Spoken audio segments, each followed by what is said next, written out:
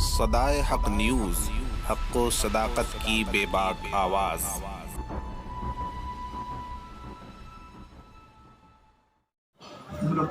السلام علیکم ناظرین، آج ہم اپنے چینل کے لیے ایک خصوصی پیغام امت مسلمہ کے لیے پیش کر رہے ہیں۔ یہ ہماری خوش قسمتی ہے کہ عالم اسلام کے مایہ ناز مقرر، مفکر اور پوری دنیا میں مسلمانوں کی نمائندگی کرنے والے حضرت مولانا عبید اللہ اعظمی صاحب آج ہمارے ساتھ ہیں۔ آج امت مسلمہ کا جو حال دہر میں ہے، خاص طور سے ہندوستانی مسلمانوں کی جو حالت ہے، اس پر ہم کافی افسوس ملتے رہتے ہیں۔ ہم چاہتے ہیں کہ آج جو ہمارا یہ حال ہے اس پر حضرت مولانا عبید اللہ اعظمی صاحب اپنے خیالات کا اظہار فرمائیں، اور یقیناً یہ خیالات آج آپ سنیں۔ حضرت نے جو فرمایا ہے، اگر ہم اس پر عمل کریں تو انشاءاللہ ہماری جو پریشانیاں ہیں وہ دور ہو سکتی ہیں۔ یہ پیغام آپ ایک دوسرے تک پہنچائیے گا، اس میسیج کو زیادہ سے زیادہ اپنے دوستوں تک پہنچائیے گا۔ شکریہ۔ اللہم صلی علی سیدنا مولانا محمد معدن الجود والکرم وآلہ واصحابہ وبارک وسلم۔ آج آپ لوگوں نے مسلمانوں کے ابتر حالات کے معاملے میں مجھ سے کچھ دریافت کیا ہے۔ اس سلسلے میں میں صرف اتنی بات عرض کرنا چاہوں گا کہ وہ زمانے میں معزز تھے مسلمان ہو کر، اور ہم خوار ہوئے تارک قرآن ہو کر۔ مسلمانوں کی تباہی کا سب سے بڑا جو معاملہ ہے وہ ہے قرآن و سنت سے دوری۔ مسلمانوں نے اس اسلام پر غور نہیں کیا الا ماشاء اللہ، جس اسلام کو قبول کرنے کے بعد صحابہ کرام اور اہل بیت اطہار نے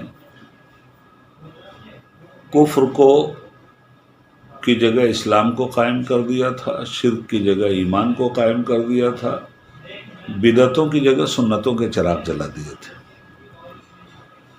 آج ہم جب اپنے معاشرے پہ نگاہ ڈالتے ہیں اور اپنی تنزلی کے اسباب دیکھتے ہیں تو ہمیں یہ پریشانی ہوتی ہے کہ ہم مسلمان ہیں اور ہم تنزل کا شکار کیوں ہیں۔ تو ہمیں اپنے گریبان میں جھانک کر دیکھنا چاہیے کہ کیا واقعی مسلمان ہونے کی حیثیت سے ہم اسلام کے ان تقاضوں کو پورا کر رہے ہیں جو تقاضے اسلام کو ایک مسلمان سے مطلوب ہیں۔ اور اس کا جواب بدنصیبی سے آپ کو نفی میں ملے گا۔ سرور عالم صلی اللہ علیہ وسلم نے اس دور کی نشاندہی بہت واضح طور پہ فرمائی ہے۔ سبحان اللہ۔ سرکار دو عالم صلی اللہ علیہ وسلم کے فرمان کا مفہوم یہ ہے کہ جب قوم بنی اسرائیل نے اللہ سے کیے ہوئے عہد کو توڑا تو رب العالمین نے بنی اسرائیل سے امامت چھین لی، اور امامت امت محمدیہ کی طرف منتقل ہو گئی، جو تمام انبیاء کرام کے وارث کی حیثیت سے اللہ رب العالمین کے قوانین اور حدود شرعیہ کا تحفظ کرے۔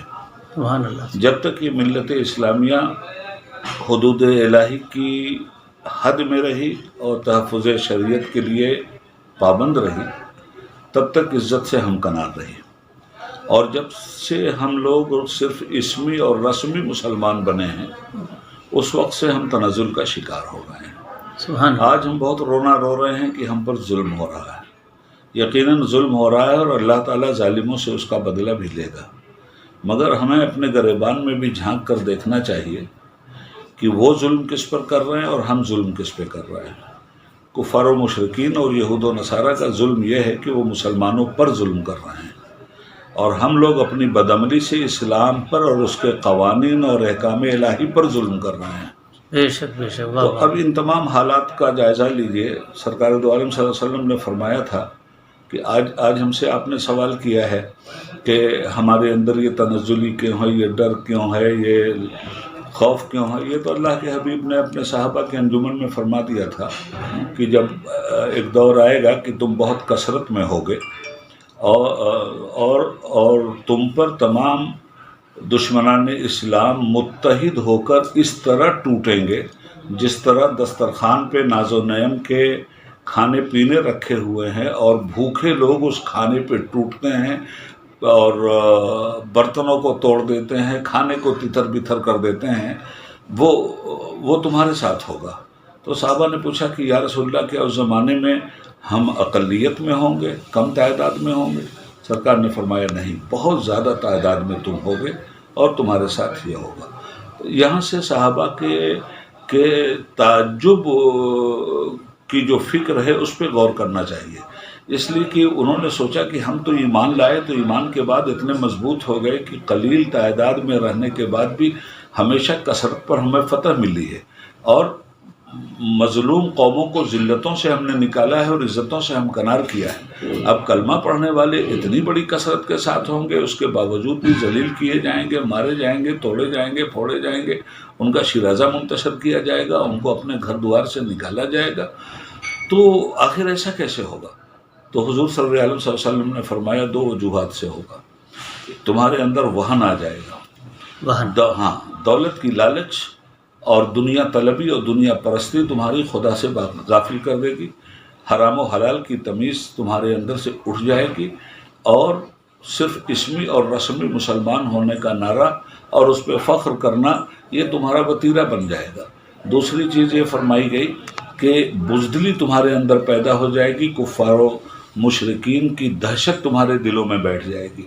تو آج جو آپ نے ہم سے یہ سوال کیا ہے کہ ایسا کیوں ہو رہا ہے، تو نبی کریم صلی اللہ علیہ وسلم کی اس نگاہ عارفانہ پہ درود بھیجیے جس نگاہ عبقری نے آج کے مسلمان کو دیکھا تھا، اور آج کے مسلمان کی بدعمالیوں کو دیکھا تھا، اور آج کے مسلمانوں کی بدعمالیوں کی سرانجام کو دیکھا تھا۔ سرکار نے فرمایا کہ جب تم ہماری راہ سے ہٹو گے تو تمہارا معاملہ یہ ہوگا کہ تم یہود کی طرح ہر اس جگہ جاؤ گے جہاں یہودی منہ مارتے ہیں، یہاں تک کہ اگر کوئی یہودی گوہ کی بل میں گھسا ہے تو مسلمان وہاں بھی جا کر کے گھسے گا، اتنی بڑی تابعداری مسلمان کرے گا۔ گوہ کی بل تو ایک اشارہ ہے، یہ سود کو ہم گوہ کی بل نہ کہیں تو کیا کہیں، عیاشی اور فحاشی کو ہم گوہ کی بل نہ کہیں تو کیا کہیں، بد اتواری، بدقماری، شراب نوشی، افیم، گانجا، چرس اور کانسپریسی اور چغل خوری اور بدبختی اور زناکاری، کون سی ایسی خرابی ہے جو آج بدقسمتی سے ہمارے معاشرے کا حصہ نہیں بنی ہوئی ہے؟ جہالت اپنے شباب پر ہے۔ پھر یہ فرمایا گیا کہ جاہل لوگ فتویٰ دیں گے، جاہل مسندوں پر بیٹھیں گے اور منبر رسول پہ بندر کی طرح سے یہ کودیں گے۔ آج ان تمام تر نظائر کو آپ اپنی نگاہ سے دیکھ سکتے ہیں۔ یہ ہیں وہ اسباب جو ہماری تنزلی کے ہیں، اور ہم کو بہت پہلے بتایا گیا تھا۔ ہمیں ان اسباب پر غور کرتے ہوئے اپنے کو صرف وہی ظالم ہیں یا ہم بھی ظلم کہیں کر رہے ہیں؟ نبی پاک نے فرمایا کہ جب امت بدعمل ہو جائے گی تو اس پہ ظالم حاکم مسلط کر دیے جائیں گے۔ ظالم حاکمت کے ظلم کو اگر ثبوت فراہم ہو رہا ہے ان کے ظلم کا، تو ہماری بدعملیوں کا بھی تو ثبوت فراہم ہو رہا ہے۔ تو جب اچھا پھر میں ایک بات عرض کروں، وہ ہماری گردنیں مار رہے ہیں، ہم احکام شریعت توڑ کر شریعت کی گردنیں مار رہے ہیں، وہ کلمے کے غدار ہو کر کے شریعت کے خلاف کام کر رہے ہیں، ہم کلمے کے وفادار ہو کر شریعت مطہرہ کے خلاف ایک انجمن سجائے بیٹھے ہیں۔ تو دراصل معاملہ یہ ہے، سیدھی بات علامہ اقبال حکیم الامت علیہ رحمت نے فرمائی تھی کہ وہ زمانے میں معزز تھے مسلمان ہو کر، اور تم خار ہوئے تارک قرآن ہو کر۔ اس لیے اگر ہماری قوم کو اپنے راستے پہ آنا ہے تو آخری بات یہ عرض کرنا چاہتا ہوں کہ ہو نہ یہ پھول تو بلبل کا ترنم بھی نہ ہو، چمن دہر میں کلیوں کا تبسم بھی نہ ہو نہ یہ ساقی یعنی رسول پاک، ہو نہ یہ ساقی تو پھر میں بھی نہ ہو، خم بھی نہ ہو، بزم توحید بھی دنیا میں نہ ہو، تم بھی نہ ہو۔ خیمہ افلاک کا استادہ اسی نام سے ہے، نبض ہستی تپش آمادہ اسی نام سے ہے، قوت عشق سے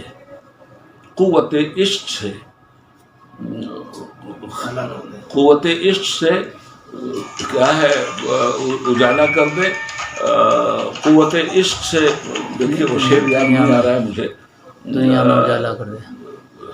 جی میں آئیے میں انتظار کر رہا ہوں، آئیے۔ قوت عشق سے دنیا میں اجالا دنیا میں اجالا کر دے.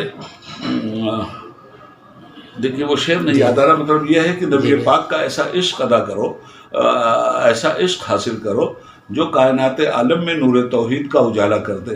سیدھی بات یہ ہے کہ محمد سے وفا تو نے تو ہم تیرے ہیں، یہ جہاں چیز ہے کیا لوح و قلم تیرے.